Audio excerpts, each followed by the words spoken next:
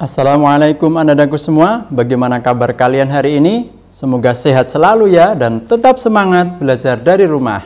Kali ini kita akan belajar tentang menggali informasi dari seorang tokoh dengan wawancara. Apa itu wawancara? Sebelum kita belajar lebih dalam tentang wawancara, mari kita simak ayat berikut ini. A'udzu billahi minasy syaithanir rajim.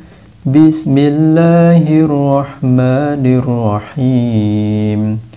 Ar-Rahman 'allamal Qur'an. Khalaqal insan. 'allamahul bayan. Allah yang Maha Pengasih, yang telah mengajarkan Al-Quran. Dia menciptakan manusia, mengajarkannya pandai berbicara. Ya ayyuhalladzina amanu taqullaha wa qulu qawlan sadida yuslih lakum a'malakum wa yaghfir lakum dhunubakum wa may yuti'illaha wa rasulahu faqad faza fawzan 'azima.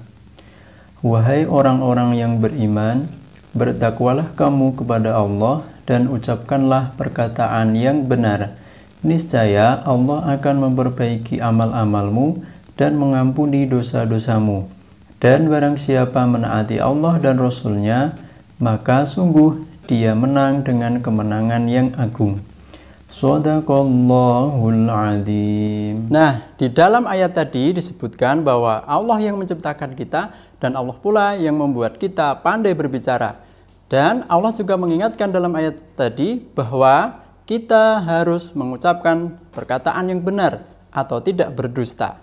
Apa kaitannya dengan wawancara? Nanti pasti kalian akan tahu. Mari kita belajar tentang wawancara.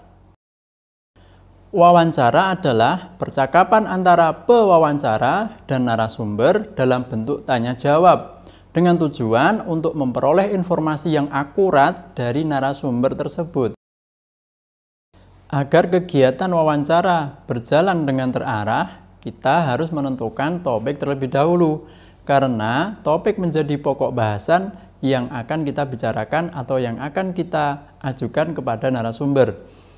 Setelah membuat topik, kita harus membuat daftar pertanyaan yang akan diajukan kepada narasumber.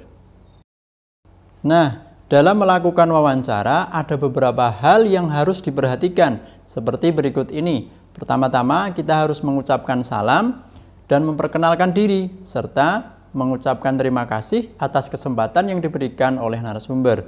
Yang kedua, selalu bersikap sopan, ramah, dan wajar. Kemudian, bertanya dengan kalimat yang jelas dan singkat sesuai topik wawancara. Kemudian, mencatat jawaban yang disampaikan oleh narasumber dan mencatat hal-hal penting dari hasil wawancara tersebut. Kemudian, menyimpulkan hasil wawancara dengan bahasa kita sendiri. Kemudian, kita mengakhiri wawancara dengan mengucapkan permohonan maaf dan terima kasih, kemudian meninggalkan kesan yang baik. Dalam melakukan wawancara, usahakan tidak terlalu bergantung pada pertanyaan-pertanyaan yang sudah kita susun, tapi bisa bertanya dengan pertanyaan lain sesuai situasi dan kondisi saat wawancara. Yang penting tidak keluar dari topik pembicaraan wawancara.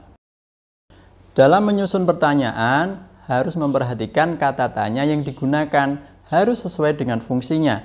Ada rumus 5W plus 1H dalam kata tanya, yaitu what apa, why mengapa, who siapa, where di mana, when kapan, dan how bagaimana. Mari kita pelajari satu persatu. Yang pertama, what atau apa.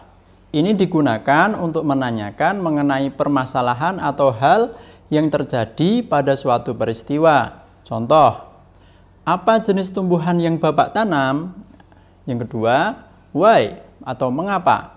Ini digunakan untuk menanyakan mengenai alasan atau motivasi terjadinya sebuah peristiwa. Contohnya, mengapa Bapak menanam jenis tumbuhan tersebut? Yang ketiga, who atau siapa. Ini digunakan untuk menanyakan pelaku ataupun orang lain yang ada di dalam sebuah peristiwa yang terjadi. Contoh, siapa yang membantu Bapak dalam merawat tanaman ini? Yang keempat, where atau di mana. Ini digunakan untuk menanyakan mengenai tempat atau lokasi terjadinya sebuah peristiwa. Contohnya, di mana Bapak menanam tumbuhan tersebut? Yang kelima, when atau kapan.